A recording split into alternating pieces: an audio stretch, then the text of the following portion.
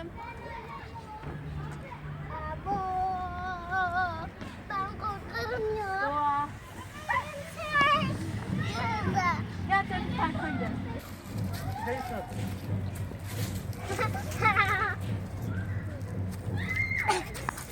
Ben de sana atarım.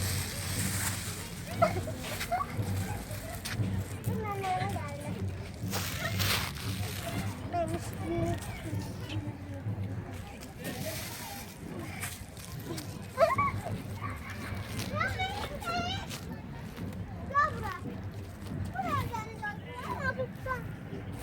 Trafik parkı. Tamam geldim. Ama kendine bir yaprak burada koy. Doğa. Neredeyim bak?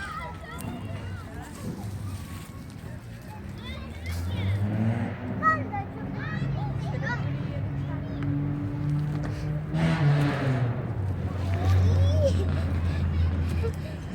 Hadi görüşürüz. Hayır.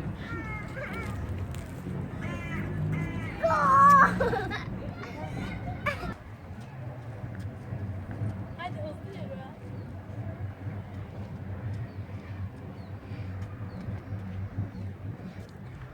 Yürü. Biraz koş. Koş. O zaman ben koşayım. Çık.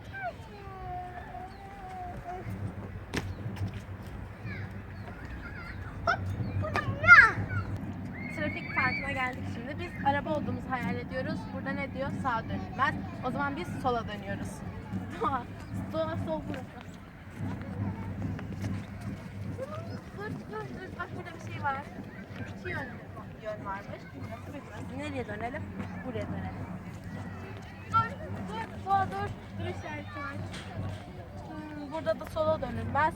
O zaman sağa dönüyoruz.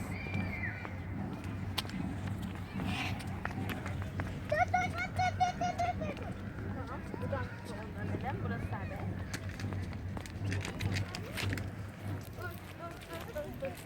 Tek yönlü. Buraya dön. Tamam. Gel bak. Ayağları seç. Buradan sağa dönülmez diyor. Sola da dönülmez. O zaman direkt düz gidiyoruz. Dur yavaş yetişemiyorum.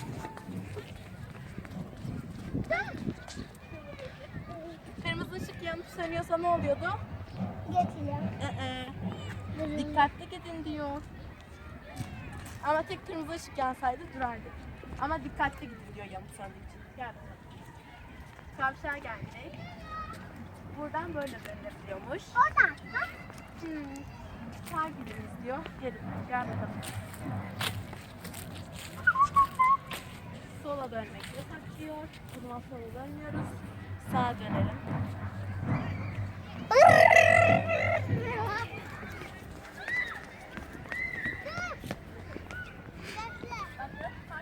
Park olalım mı artık? Hadi gel parka gidelim. Arabam burada duruyor. Peki. Hadi işaretlere uymayalım geçirmişler. İşaretlere uymamak ama kötü bir şey. Uymayalım. Oyundayız ya şu an. Tamam o zaman direkt koşalım. Hazır mısın? Evet. Ama bekle. Kovalamacılık. O zaman kime ben? Sen. Koş bakalım. Hayır dur sen koş. Tamam. Hayır ben koşuyorum ya da. Tamam koş.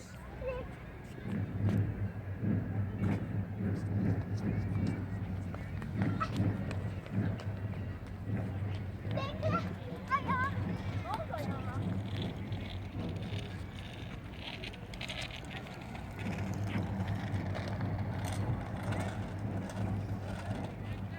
Üfle. Ama bu daha olmamış o yüzden üflenmiyor. Onun yerine elini üfle. Burada üfle.